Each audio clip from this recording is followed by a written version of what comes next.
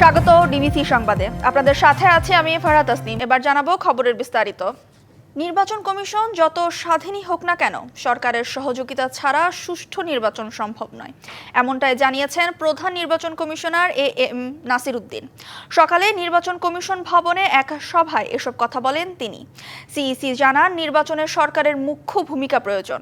CEC জানান, নির্বাচন নিয়ে নিজস্ব কর্ম পরিকল্পনা করছে কমিশন, তবে এটাকে রোডম্যাপ বলা যাবে না।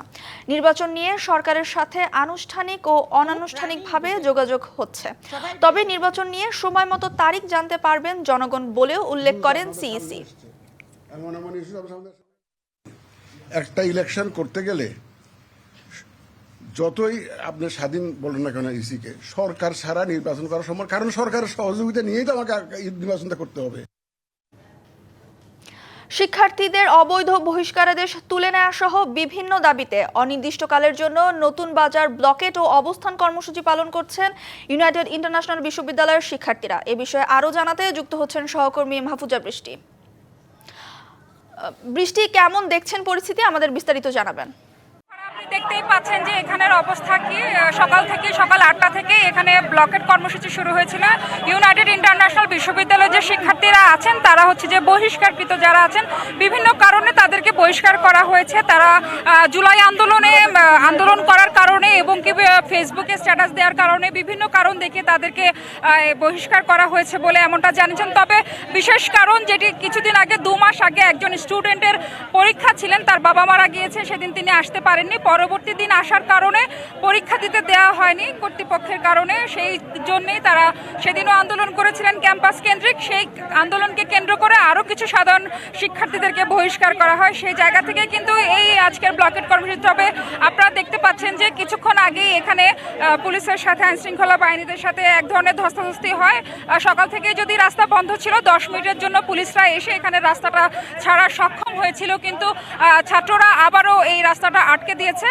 তাদের কথা হলো যে আজকে সন্ধ্যার মধ্যে যদি বিশ্ববিদ্যালয় কর্তৃপক্ষ যদি বহিষ্কারকৃত ছাত্রদেরকে বহিষ্কার ফিরিয়ে না নেয়, সেটা বাতিল না করে এবং যে শিক্ষার্থী পরীক্ষা দিতে পারেননি, যার ক্ষতি হয়েছে, সেই ক্ষতি সাধন যদি না করা হয়, তাহলে তারা এই রাস্তা ছাড়বে না, ব্লকেট কর্মসূচি চলবে। দেখতে পাচ্ছেন এখানে আমরা বাড্ডা থানার এসিকে দেখতে পাচ্ছি, তিনি কথা বলছেন। তিনি যথেষ্ট স্বাভাবিকভাবে প্রথমে চেষ্টা করেছিলেন, পরবর্তীতে তাকে একটু কড়া নিরাপত্তার মাধ্যমে যেতে হয়েছে, যার কারণে দুপক্ষের মধ্যে হালকা ধস্তাধস্তি হয়। তবে শিক্ষার্থীদের আরেকটি বিষয় জানিয়ে রাখি যে কিছুক্ষণ আগে বিশ্ববিদ্যালয় কর্তৃপক্ষ, ইউনাইটেড ইন্টারন্যাশনাল ইউনিভার্সিটির কর্তৃপক্ষ এখানে এসেছিলেন।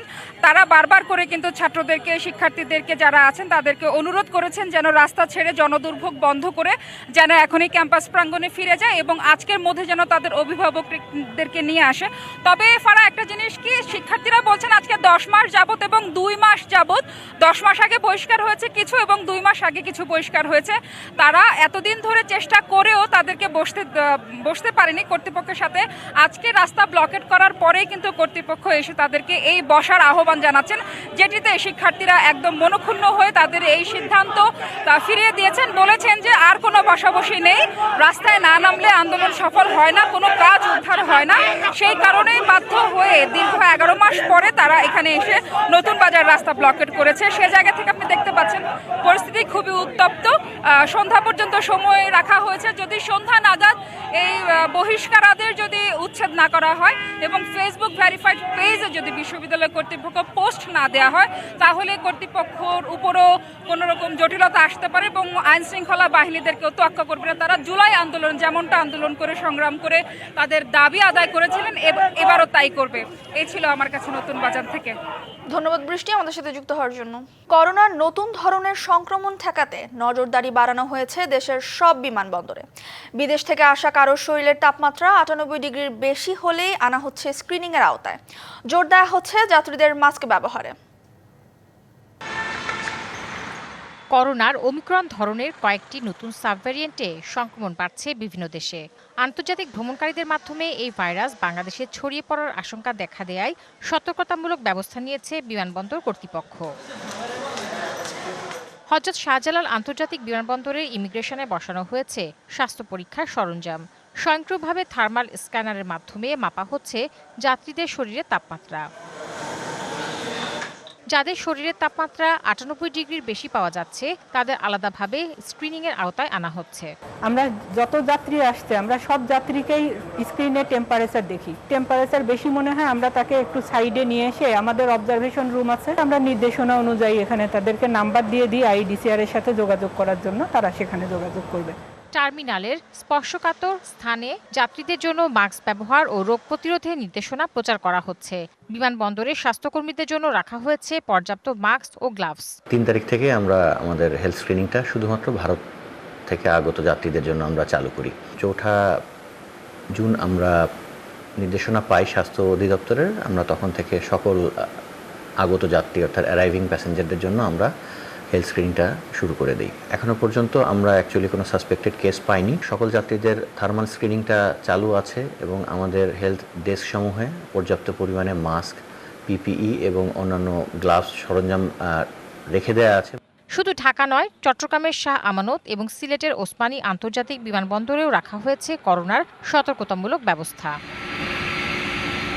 Tahsina Jesy, DBC news, Dhaka. রাজধানীর মহাখালীর ডিএনসিসির কোভিড হাসপাতাল থেকে করোনা পরিস্থিতি জানাতে সরাসরি যুক্ত হচ্ছেন সহকর্মী বিজন কুমার দাস। বিজন, হাসপাতালের পরিস্থিতি কেমন দেখছেন, রোগী কেমন আসছে, আমাদের বিস্তারিত জানাবেন।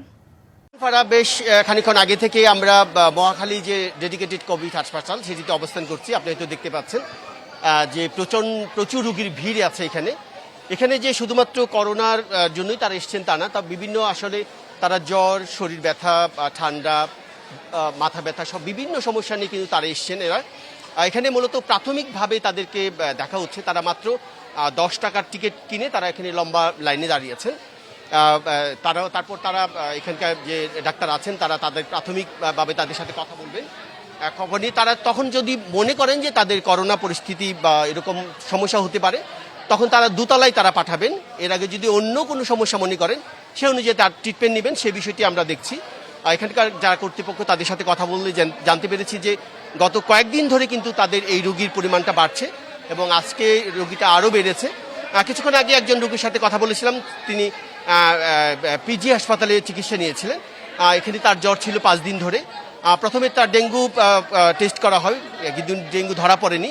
তারপর হাসপাতাল কর্তৃপক্ষ মনে করেছে যে তার করোনা হতে পারে, এই কারণে তাকে এখানে পাঠিয়েছে। আপনি জানেন যে সরকারের যে কয়েকটি হাসপাতালে করোনা টেস্ট করা হয়, জাপুর মিটুল হাসপাতাল, মহাখালী ডেডিকেটেড একটা হাসপাতাল বা ঢাকা মেডিকেল, সেখানে তারা পাঠিয়েছে এবং এখানে সে টেস্টের জন্য এসছে। হয়তো যদি এখানকার পরবর্তীতে জানতে পারবে তার কি এখানে। আমি আসলে কয়েকজন জানতে চাইবো যে আপনার কি কি সমস্যা নিয়ে আপনি এসছেন, একটু বলবেন আপনার কি হয়েছে? জ্বর, ব্যথা, এর জন্য আসছি। মানে জ্বর, শরীর ব্যথা নিয়ে আপনি আপনার কি সমস্যা নিয়ে এসছেন? আমারও জ্বর, ব্যথা, প্রচুর ব্যথা শরীরে। মানে জ্বর, প্রচন্ড শরীর ব্যথা। আপনি বলবেন যে আপনার কি সমস্যা নিয়ে এসছেন এখানে? আমার জ্বর না ঠান্ডা না, আমি জ্বরাইলে সমস্যা, এই কারণে ডক্টর দেখাবো। আসলে বিভিন্ন এক একজন এক এক ধরনের সমস্যা নিয়ে তারা এখানে এসছেন।